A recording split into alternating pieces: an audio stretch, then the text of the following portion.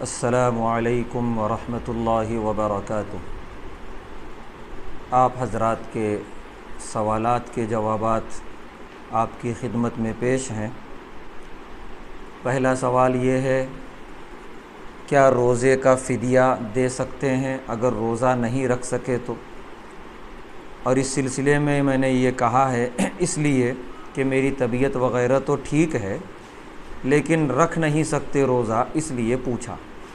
یعنی اس سے پہلے بھی بھائی صاحب نے فدیے کے بارے میں پوچھا تھا تو میں نے جواب دیا تھا کہ شریعت کا حکم یہ ہے کہ اگر روزہ بعد میں رکھ سکتے ہیں رمضان کے بعد تو پھر روزہ ہی رکھنا ہے، قضا کرنا ہے، فدیہ نہیں۔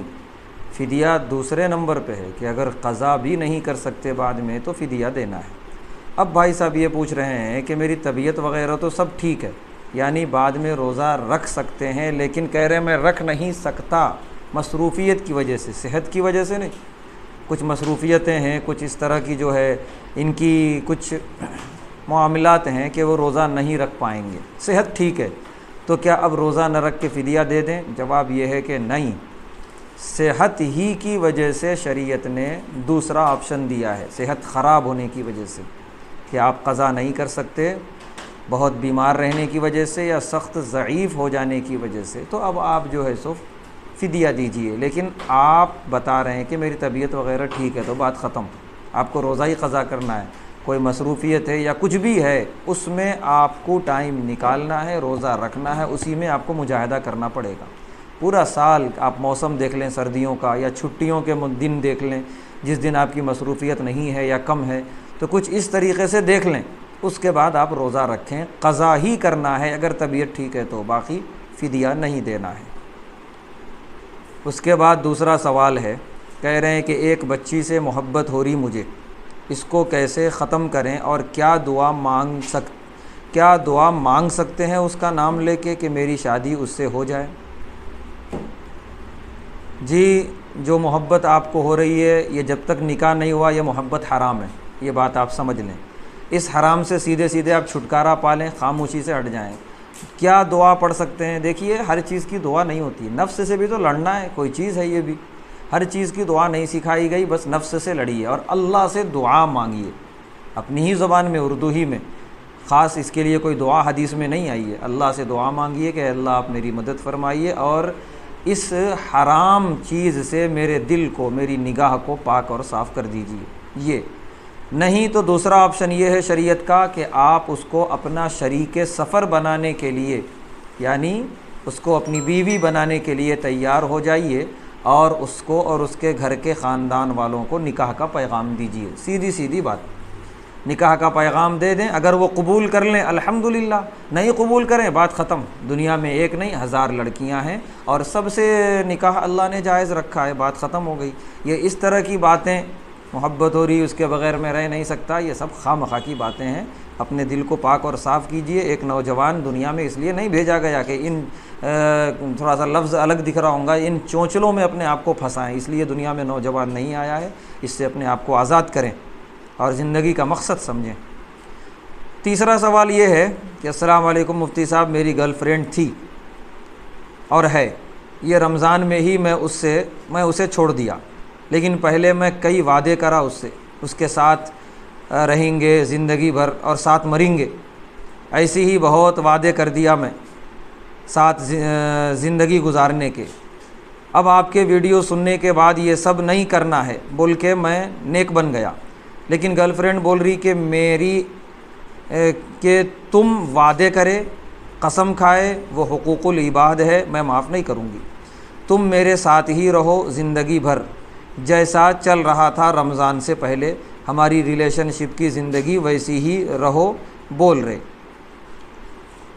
انہوں، لیکن میں نیک بن گیا جیسا دکھ رہا اور انہوں ڈپریشن میں جا رہے، میں بریک اپ بولے تو انہوں میرے بغیر نہیں رہ سکتے بول رہے، اور کچھ بھی ان کی طبیعت کو ہوا تو میں ذمہ دار کتے، لیٹر لکھ کے مر جاتے کتے، انہوں کیا کرنا ذرا بولیے نا۔ بڑا لمبا سوال ہے، سیدھی بات یہ ہے کہ آپ جو ہے ایک حرام لذت کے دباؤ میں ہیں، حرام ذرا کہیں سے بھی یہ حلال نہیں ہے، یہ گرل فرینڈ وغیرہ یہ اسلامی نام ہی نہیں ہے، یہ سب یورپ کا، عیسائیوں کا اور جانوروں کا کلچر ہے، اسلام کا نہیں ہے۔ الحمدللہ اللہ کا کرم ہوا، رمضان کی برکتیں آپ پر مرتب ہوئیں کہ آپ نے اس کو غلط سمجھا اور آپ نے دوری اختیار کی، اللہ کا کرم ہوا، آپ دور ہی رہیے اور اللہ کی رحمت کے سائے میں رہیے۔ یہ سب باتیں جو ہیں میں وعدے کرے تھے، چھوڑیے۔ اب وہ جو بچی یہ بول رہی ہے کہ آپ قسم کھائے، آپ وعدے کرے میں معاف نہیں کروں گی، مت کرنے دو، اس کے معاف نہیں کرنے سے کچھ بھی نہیں ہونے والا ہے، کچھ بھی نہیں ہونے والا ہے، وہ وعدے حرام، وہ قسم حرام، آپ چھوڑیے۔ اور حقوق العباد، واہ واہ، یہ کون سا حقوق العباد ہے؟ حرام وعدے، حرام رشتہ، سب حرام باتیں، اور اس میں حقوق العباد کدھر سے آ گیا؟ حقوق العباد یہ ہے کہ آپ اس سے دور رہیں، وہ معاف کرے یا نہ کرے آپ سے کوئی پوچھ ہونے والی نہیں ہے، آپ اس کے ساتھ مل جل کے رہیں گے تو پوچھ ہوگی۔ آپ ابھی سے دور ہو جائیں اور توبہ کر لیں، کوئی پوچھ ہونے والی نہیں ہے۔ ہاں اگر آپ نے قسمیں کھائی تھیں اللہ کا نام لے کے واقعتاً قسم سے، تو پھر اس کا کفارہ ادا کرنا پڑے گا۔ باقی جو وعدے کرے تھے بغیر قسم کھائے، اس کی کوئی پوچھ ہونے والی نہیں ہے، وہ وعدے پورا نہیں کرنا ضروری ہے، اگر کریں گے تو آپ کو گناہ ہوگا۔ تو وہ جو بات بول رہی ہے بچی وہ غلط ہے، وہ الٹی پٹی پڑھا رہی ہے آپ کو، آپ اس سے دوری اختیار کریں۔ وہ ڈپریشن میں جا رہی ہے، جانے دیں، وہ لیٹر لکھ کے مرنے دیں، سیدھی بات ہے، کوئی لیٹر ووٹر لکھ کے مرتا نہیں ہے، سب خواہ مخواہ کی باتیں ہیں۔ آپ ذرا اس کی زندگی سے نکلیں، دوسرا آئے گا، اگر وہ اسی مزاج کی بچی ہے اگر تو وہ دوسرا آئے گا، تیسرا آئے گا۔ تو ہمارا مشورہ یہ ہے اس کی کسی بھی اس طرح کے دباؤ میں مت آئیے۔ اللہ کی رحمت نے آپ کو سایہ دیا رمضان میں، اسی سائے کو غنیمت سمجھیے اور اپنی زندگی سیدھے گزارنے کی کوشش کیجیے اسلام کے مطابق۔ نہیں، آپ کا نفس نہیں مان رہا اور آپ بہت کمزور ہیں، نفس پہ کنٹرول نہیں کر پا رہے ہیں وہ بچی کو لے کے، سیدھے کل صبح آپ اس کے گھر میں نکاح کا پیغام دیجیے، شریعت یہ کہتی ہے۔ اگر وہ قبول کر لیں الحمدللہ، نہیں قبول کریں ہمیشہ کے لیے ہٹ جائیے وہاں سے۔ اور اگر آپ نکاح کا پیغام نہیں دے سکتے، اتنی ہمت نہیں ہے آپ کے اندر، تو پھر آپ کہاں سے ہمت لائیں گے اللہ کا عذاب برداشت کرنے کی، جہنم کی آگ میں جلنے کی؟ کہاں سے ہمت لائیں گے، کہاں سے حوصلہ لائیں گے؟ لہذا چھوڑ دیجیے آپ، یہ سب خواہ مخواہ کی باتیں، اس سے کچھ بھی ہونے والا نہیں ہے۔ اس کے بعد کا سوال یہ ہے کہ نماز میں ناک سے خون جائے تو کیا کریں؟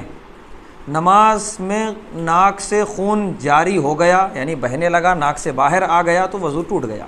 جب وضو ٹوٹ گیا تو نماز بھی نہیں ہوئی، فوراً آپ ناک پہ ہاتھ رکھ کے نماز سے نکل جائیں، صف سے باہر آ جائیں راستہ بناتے ہوئے کسی طریقے سے، اور آ کر ناک صاف کریں، خون روکیں، وضو کریں اور پھر سے نماز پڑھیں، یہی طریقہ ہے۔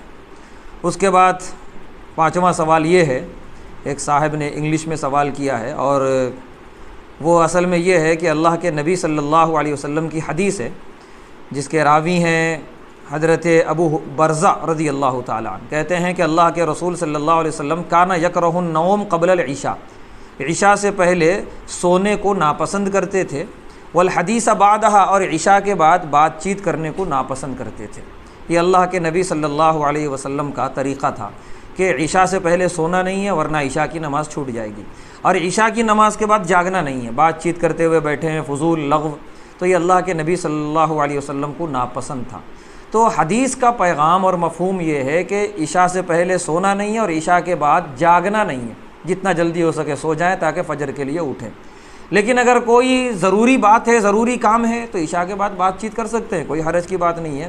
ناپسندیدہ بلا وجہ اگر ہے تو، اگر وجہ ہے، کوئی ضروری بات ہے، ضروری کام ہے، تو پھر کوئی بات نہیں، اجازت ہے۔ اور اگر عشاء کے بعد بیٹھ ہی گئے گھر میں بات چیت کرنے کے لیے، ماں باپ ہیں، بچے ہیں یا بیوی بچے ہیں ان کے ساتھ، تو کوئی حرج کی بات نہیں ہے، بس فجر کی نماز چھوٹنے نہ پائے۔ اس کے لیے اللہ کے نبی صلی اللہ علیہ وسلم منع کر رہے ہیں، عشاء کے بعد زیادہ دیر تک بات چیت مت کرو، جاگو مت۔ فجر کی نماز آپ پابندی سے پڑھ رہے ہیں اور عشاء کے بعد تھوڑی دیر بیٹھ کے بات چیت بھی کر لی ہے تو کوئی حرج کی بات نہیں ہے۔ یہ صحابہ سے یہ ساری چیزیں ثابت ہیں، تو یہ کوئی حلال اور حرام کے درجے میں نہیں ہے کہ عشاء کے بعد بات کرنا ہی حرام ہے، بالکل ایسا نہیں، ناپسندیدہ، اور وجہ ہے فجر کے چھوٹنے کا ڈر۔ اگر نہیں چھوٹے گی فجر تو بات چیت کر سکتے ہیں ایک لمٹ تک، 1 گھنٹہ 2 گھنٹہ، ایک دم آدھی رات تک نہیں۔ تو یہ 5 سوالات تھے، جزاک اللہ خیر۔